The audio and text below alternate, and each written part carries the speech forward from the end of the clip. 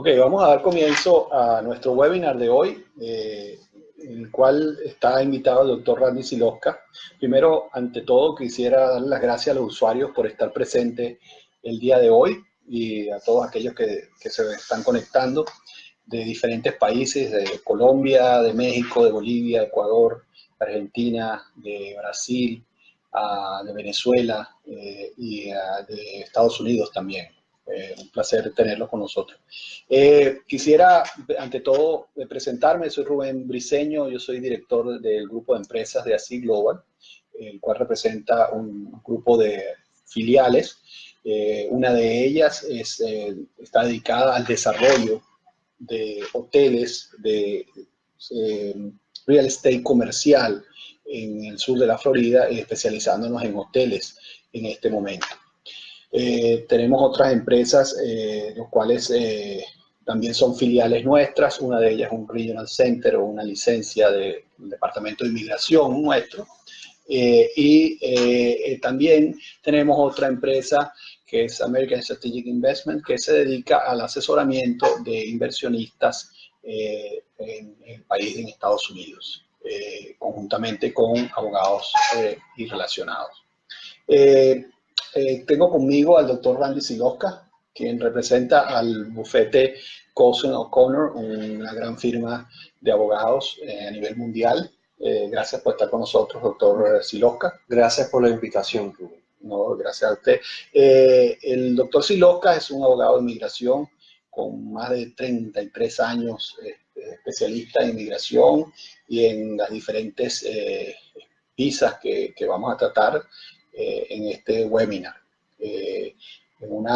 Ellas son la L1, la E2 y la EB5, lo cuales son visas de inversionistas y visas de inmigrantes y no inmigrantes para vivir, trabajar e invertir en Estados Unidos.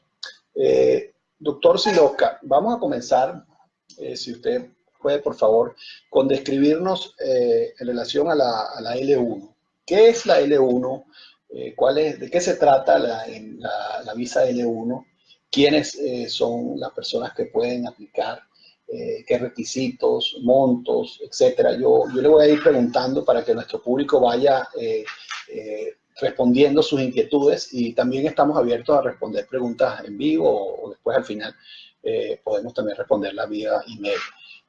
Doctor Siloska, si nos puede dar, por favor, en relación a la L1, una descripción.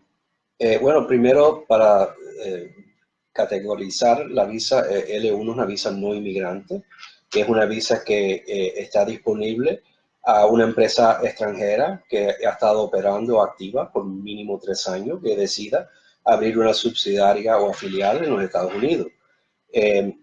La persona que va a aplicar para la visa, unos requisitos que esa persona sea o esté en un cargo ejecutivo o gerencial por mínimo 1 año trabajando en la empresa extranjera. La empresa extranjera debe de tener mínimo 7 o 8 empleados. Abrir la oficina en los Estados Unidos requiere probar que la empresa extranjera está capitalizando esa empresa aquí en los Estados Unidos con suficiente capital para que la empresa pueda operar por mínimo 1 año, que normalmente significa una cantidad, un monto de $300,000, $350,000.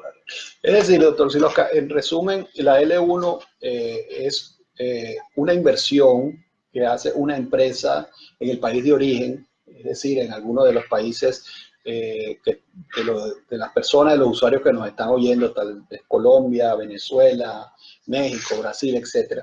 Y el inversionista, en este caso la empresa en el país de origen, decide tener una filial en Estados Unidos. Correcto. Y esa filial no tiene que ser del mismo ramo de negocios que en su país de origen. Correcto.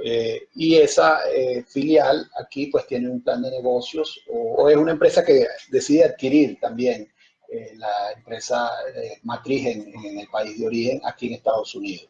¿Es correcto? Eso es correcto. Puede ser una empresa que decide abrir una empresa en los Estados Unidos, puede adquirir una empresa adquirir un negocio que ya existe en los Estados Unidos, o crear su propio negocio en Estados Ahora, Unidos. ¿qué tiene que ver eso con el usuario que nos está oyendo y que quiere venirse a vivir a Estados Unidos? Porque estamos hablando de una empresa que hace una inversión aquí en Estados Unidos, una filial.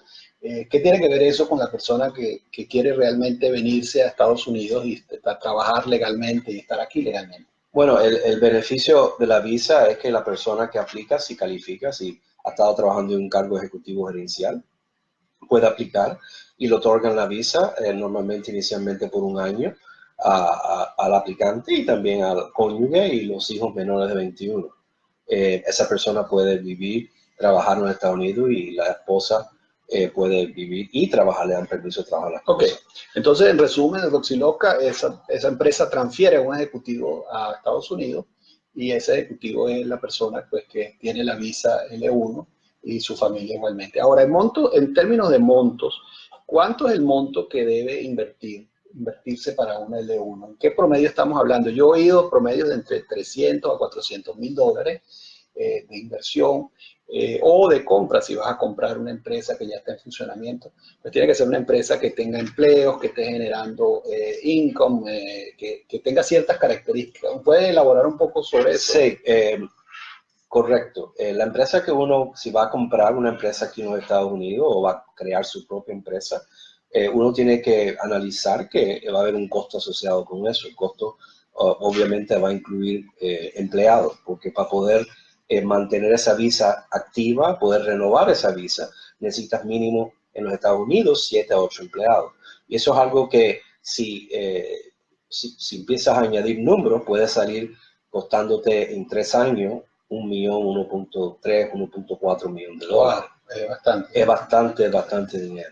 Otra cosa que se está oyendo y yo he oído en los diferentes clientes también que hemos tenido es que esta L1 en los últimos años está muy reservada a empresas que en su país de origen son empresas muy sólidas, se quiere de un tamaño mediano o grande, para la transferencia de sus ejecutivos acá a este país, que está un poco más restringida a empresas pequeñas, empresas normalmente que tienen pocos empleados, etcétera.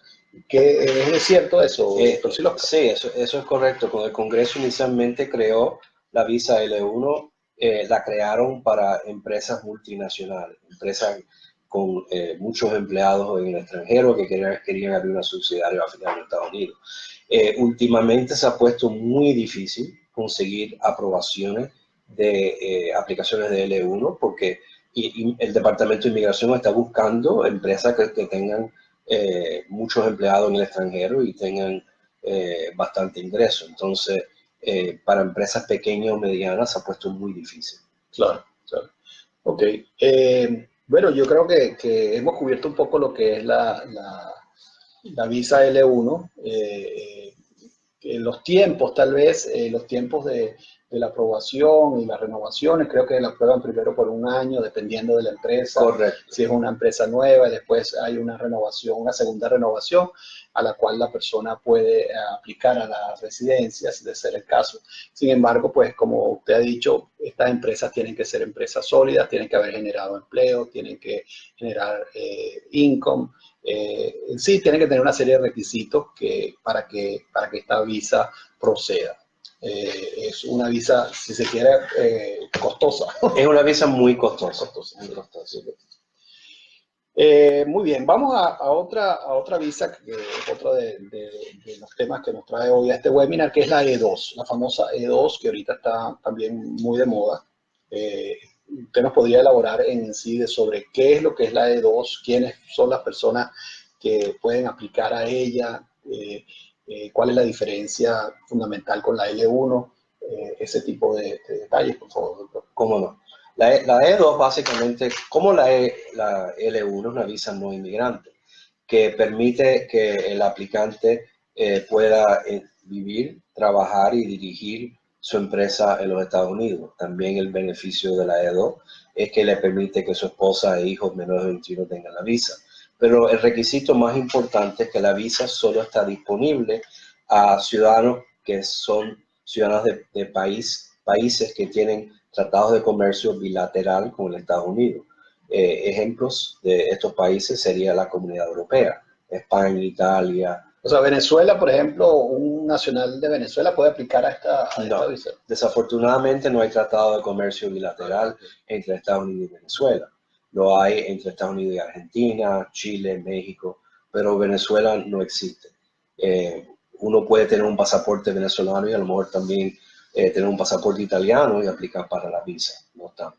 Que en ese caso aplicaría como un italiano. Como un italiano, correcto, correcto. Entiendo. Otro requisito es que la inversión en el negocio puede ser un negocio nuevo que el inversor está abriendo, puede ser un negocio que ya existe, que ha comprado el inversor, pero la inversión tiene que ser sustancial. No hay un requisito de un número mínimo de capital, pero sí hay una definición que significa que dependiendo del tipo de negocio que es, puede ser que el inversor tenga que invertir 75% del valor del negocio para crear ese tipo de negocio. Claro, claro. O sea, en resumen, la E2 es para ciudadanos con los cuales Estados Unidos tiene tratado de libre de comercio. Correcto. Y ahí es recíproco. Y esto le permite al inversionista de esos países pues invertir en negocios o en proyectos que el monto no está definido, pero sin embargo yo he oído que sobre todo de los abogados mismos de inmigración que dicen que no presentan casos a menos que estén por encima de los $100,000. Eso es correcto. Y que sean bien viables, porque a la final una de las cosas por las cuales miden a los abogados por su suceso en las aplicaciones. Eso es correcto. Incluso yo no recomiendo que una persona aplique para la visa si la inversión no es alrededor de los $150,000. Ah, ok. Sí. O sea, no son montos preestablecidos, pero yo creo que la misma economía va dictando cuáles son los montos que la persona debe invertir para este tipo de negocio y para que se pueda mantener, porque el problema de esto, y corrígame si no es así, es que el negocio tiene que mantenerse en el tiempo mientras esta visa exista para el beneficiario. Correcto. Porque si el negocio llegase a desaparecer o tiene un tropiezo, pues la obligación es reportarlo a inmigración y la persona perdería la visa y pierde el beneficio. Correcto. Eso es correcto. Eso es porque es muy importante que no solo el negocio siga operando y siga activo, pero que el negocio rinde una ganancia bastante sustancial, porque si no, el Departamento de Estado, la embajada no va a renovar la visa. Correcto. Otra cosa que vale la pena comentar, y es porque nosotros en nuestro grupo de empresas filiales tenemos también muchos clientes que han invertido en la EB5, que es la próxima visa que vamos a tocar. Pero una de las cosas que hemos oído, y hemos oído de abogados y de la comunidad en sí, es que muchos clientes, y así los tenemos nosotros, E2 en este momento, también han aplicado a la EB5 paralelamente.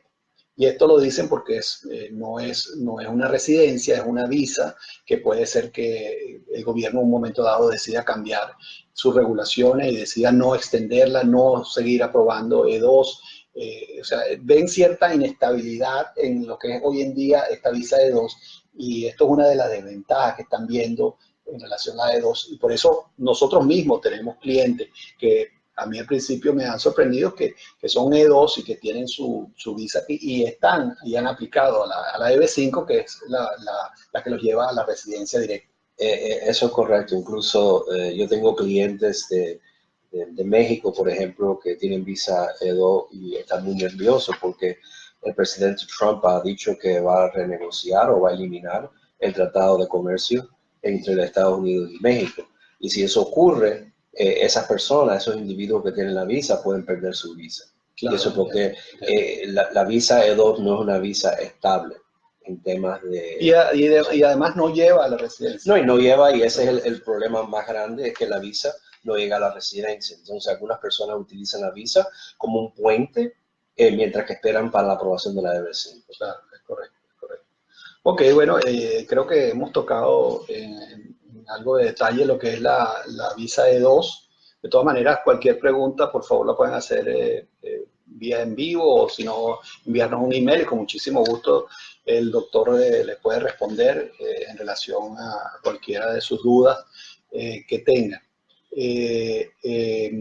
Vamos ahora a hablar de lo que es la EB5, la visa EB5, que es la visa que sí lleva directamente a la residencia. ¿Es correcto? Correcto. ¿Usted nos puede dar, por favor, doctor Randy, una descripción, una breve descripción de lo que es la EB5, para quién está dirigida la EB5, países, monto de inversión, requisitos, etcétera, y pueda nuestros usuarios pues estar bien enterados de lo que significa el programa EB5? ¿Cómo no? La EB5 es una visa inmigrante, la residencia que está disponible a ciudadanos de todos los países. No importa la edad de la persona que va a aplicar para la visa, puede ser alguien que incluso es menor de edad o puede ser alguien que está jubilado, que tiene 80 años. Es una visa que el Congreso creó cuando creó proyectos de centro regional, que básicamente son proyectos que están aprobados por inmigración y que están afiliados con centros regionales que también están aprobados por inmigración. Básicamente es una visa donde la persona que está invirtiendo capital que crea empleo, y el empleo que ha sido creado, que va a ser creado, tiene que ser mínimo 10 trabajos, puede ser directo e indirecto, si es en un proyecto que está aprobado por inmigración.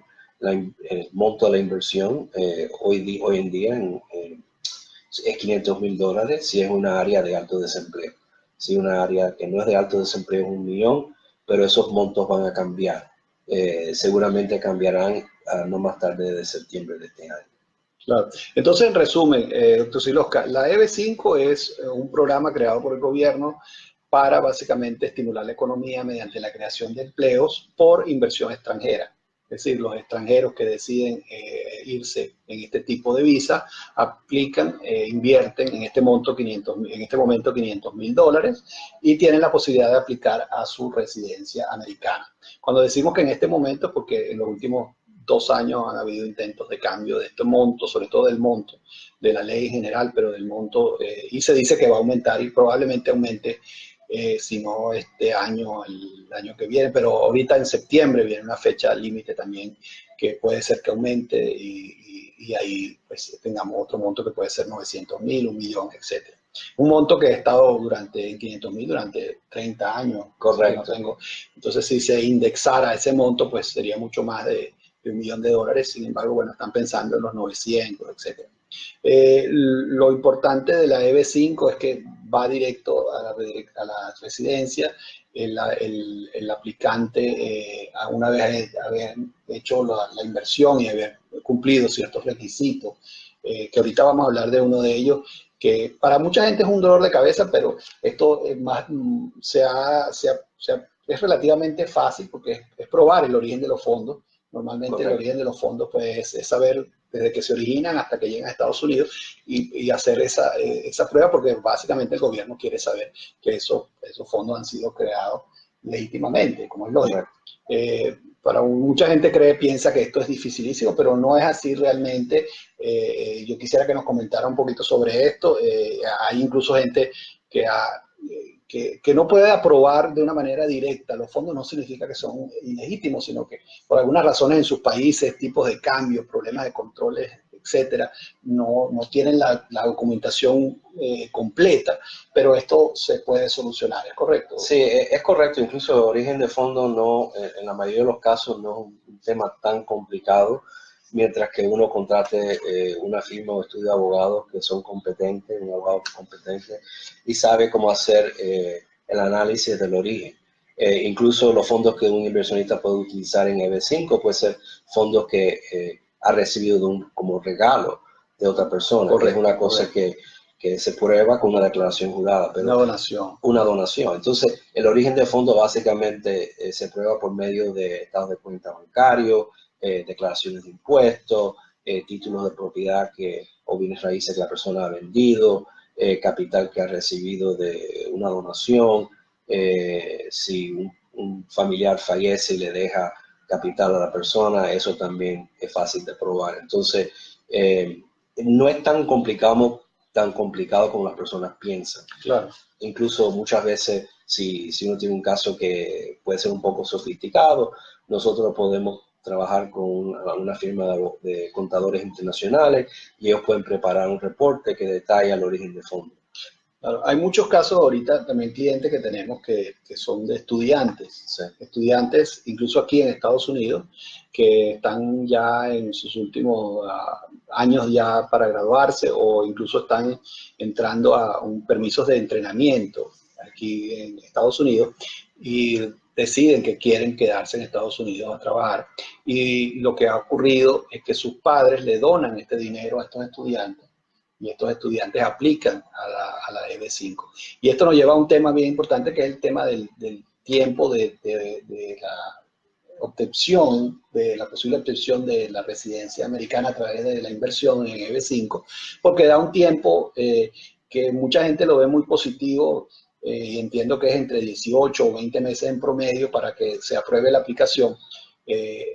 Porque lo dan para uno, los estudiantes, porque tienen ese plazo para hacer su training, etcétera, en sus puestos de trabajo o en sus universidades.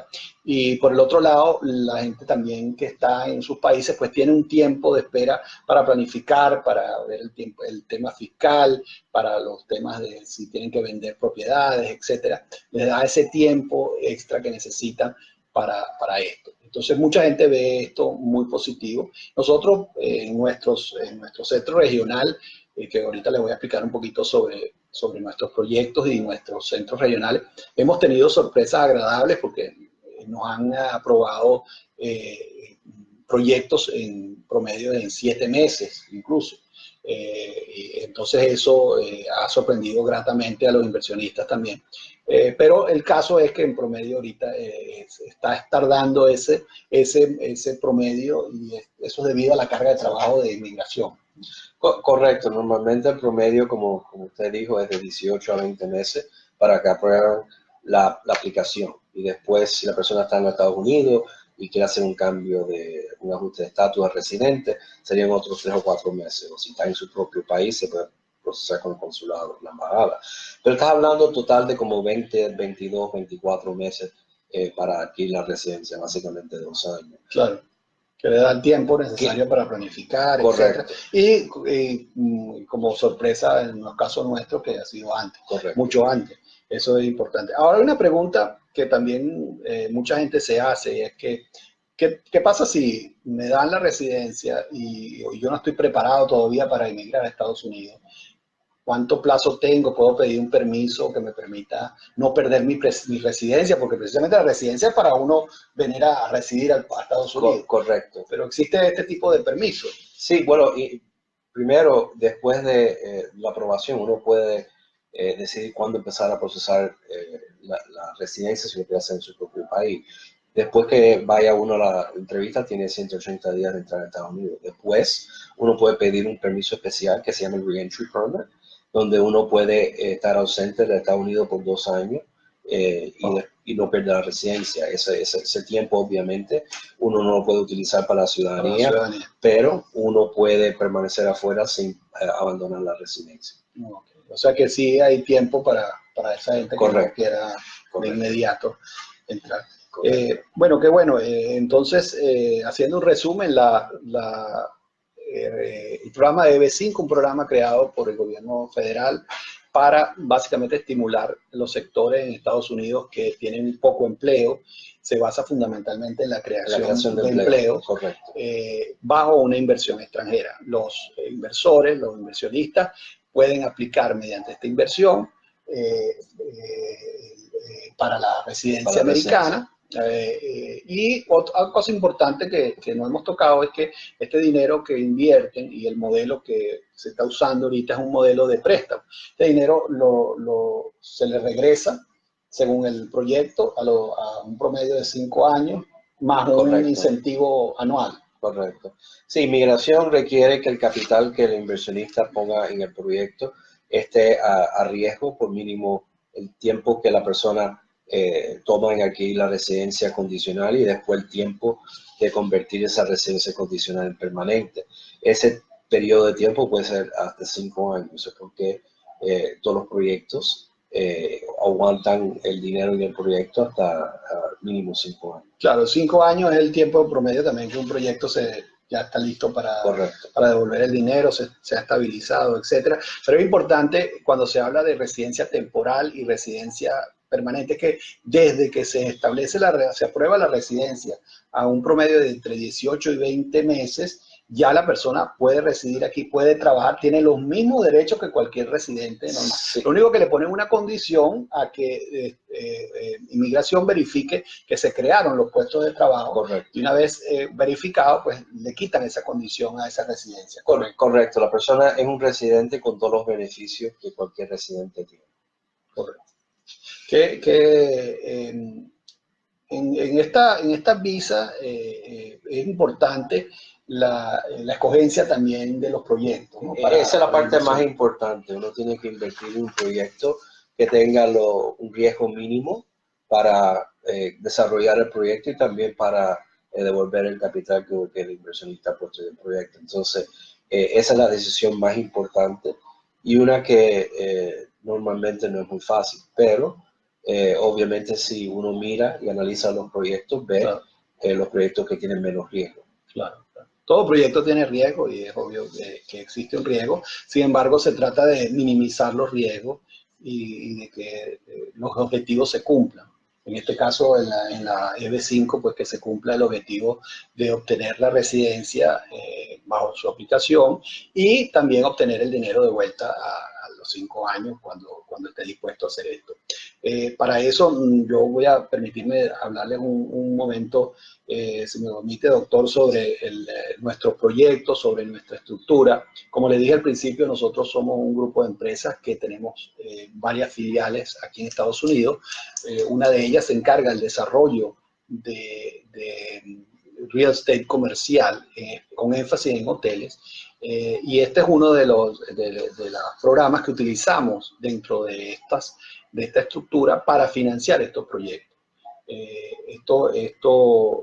Nosotros también tenemos un centro regional. Un centro regional es una licencia del gobierno de Estados Unidos, del gobierno federal, mediante el Departamento de Inmigración, el cual nos da la capacidad de amparar proyectos para el programa de EB5. Nosotros amparamos básicamente estos proyectos, que son proyectos en los cuales intervenimos directamente y muchos de ellos somos propietarios. En ese sentido, y hablando un poco de la disminución de riesgos en relación a la escogencia de proyectos, existen varios factores, pero uno de los más importantes es, primero, qué tipo de proyectos se escoge. Nosotros, si se quiere, somos desarrolladores de proyectos pequeños, no son lo que equivale a una construcción muy rápida, una construcción que se realiza en promedio en 18 meses. Son hoteles de 5 o 6 pisos, de 120, 150 habitaciones, porque algo que no ve, y yo no sé si usted coincide conmigo, doctor, que ha visto diferentes proyectos, pero algo que no ve el inversionista en materia de riesgo es el riesgo de construcción. Y el riesgo de construcción existe. Y es por eso que nosotros hacemos énfasis en que esto es un atenuante en nuestros proyectos, porque son proyectos pequeños, son proyectos muy manejables. Porque un problema en una construcción para el proceso de EB5 y para la construcción. A la gente le encantan las construcciones en grandes proyectos, en proyectos de 40 pisos, de 60 pisos, en torres inmensas. Suponen además un gran sustento, un músculo financiero, que generalmente es así, pero a otros casos no. Pero lo más importante es que no ven también el riesgo que existe en construcción. Sí, y estoy de acuerdo que los proyectos más grandes, eso de una torre de 30 o 40 pisos, 60 pisos, el riesgo es mucho más grande que un proyecto de un hotel. Es correcto. El otro riesgo que nosotros tratamos de minimizar para nuestros inversionistas es el riesgo también financiero, de manera como se maneja el dinero. Nuestros proyectos están, si se quiere, observados y están monitoreados por terceros. Es decir, nosotros tenemos un agente de fideicomiso que maneja nuestros proyectos, un administrador que maneja nuestros proyectos, un administrador tercerizado, que responde más a lo que es los inversionistas que a los propios desarrollistas, y un co-manager. O sea, tenemos 3 figuras que vigilan el dinero y nosotros no tomamos la decisión sobre ese dinero, sino que la tomamos de manera conjunta con estas tres entidades, que son entidades bien conocidas, muy grandes. Uno como ellos es Nest Financial, que es muy grande y muy conocido, en un escrow banco también en Nueva York, muy conocido. Entonces nuestros proyectos van dirigidos a atenuar ese riesgo de esta manera. Nosotros tratamos de no tomar las decisiones sobre el dinero, de cómo el dinero va al proyecto, sino que lo toman terceros que están asegurando el bien de los inversionistas y el bienestar del proyecto, sobre todo, que es bien importante. Otra cosa bien importante es quién respalda estos proyectos.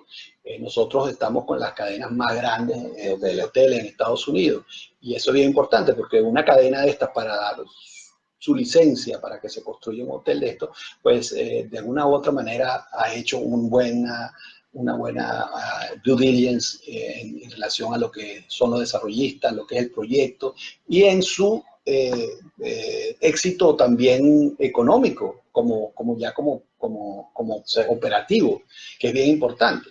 Entonces, ninguna de estas cadenas va a dar el ok para que se construya un hotel y se ponga su nombre cuando a sabiendas de que puede fracasar en 1 año, 2 años, 3 años.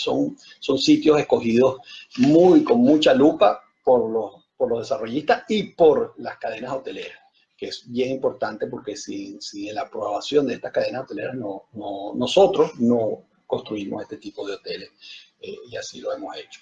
Son hoteles generalmente de entre 100, 120, 150 habitaciones máximo. Nosotros estamos terminando ya por abrir ahorita, si Dios quiere, en julio, el Staybridge en el aeropuerto, en la zona del aeropuerto internacional de Miami. Ahorita vamos a empezar ya con un Marriott en Tamarack City, que son 120 habitaciones. Ahí estamos activamente vendiendo para EB5 el modelo de préstamo, y yo los insto a que por favor hagan su investigación en relación a estos proyectos antes de poder tomar una decisión y saber qué es lo que les conviene en relación a su inversión EB5, que definitivamente es la inversión más directa para pedir la residencia. Para pedir la residencia. Es una manera de recuperar su dinero muy seguramente a los 5 años, y obtener un beneficio además que se paga anualmente por el préstamo de este dinero, que en realidad es un modelo de préstamo en el cual usted está invirtiendo y se le está dando un interés por esto anual. Quisiera pues responder algunas preguntas que se tengan en relación a esto. También quisiera, antes, que se me estaba olvidando, en relación a lo que es las personas que quieran venirse a Estados Unidos, que quieran ser asesorados, que no necesariamente en este tipo de visa, sino en cualquier otra, pues trabajamos de la mano con los abogados de inmigración, con abogados también de impuestos. Tenemos un departamento también de real estate que le busca la zona adecuada según las posibilidades de cada quien, si es en alquiler, si es para compra. También los asesoramos en materia de escuelas, dónde estudiar sus hijos, etcétera, cómo deben hacerlo. Es llevarlos de la mano totalmente desde el principio hasta que ya estén aquí en Estados Unidos. Eso también lo hacemos a través de otra de nuestras filiales, nuestras empresas filiales, bajo un programa que denominamos Moving Up en nuestras empresas. ¿Alguna pregunta, alguna duda que quieran aclarar? Con muchísimo gusto lo podemos hacer ahora.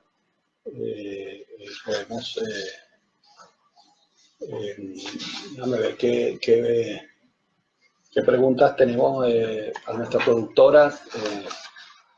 Hay una pregunta que habla sobre la L1, y nos preguntan que en base a la L1, ¿cuál es la posibilidad de éxito de una renovación después de la primera aprobación de la L1? Mucho depende en la nómina de la empresa, cuántos empleados están en la nómina y el tema financiero de la empresa. Si tienen más de 7 o 8 empleados, entonces la posibilidad de renovación es bastante alta. También mientras que ha estado ganando dinero, tengo una ganancia neta positiva, entonces la posibilidad es bastante alta que sea aprobada la renovación. Ok, ok. Otra pregunta que nos llega aquí sobre la E2 es en relación a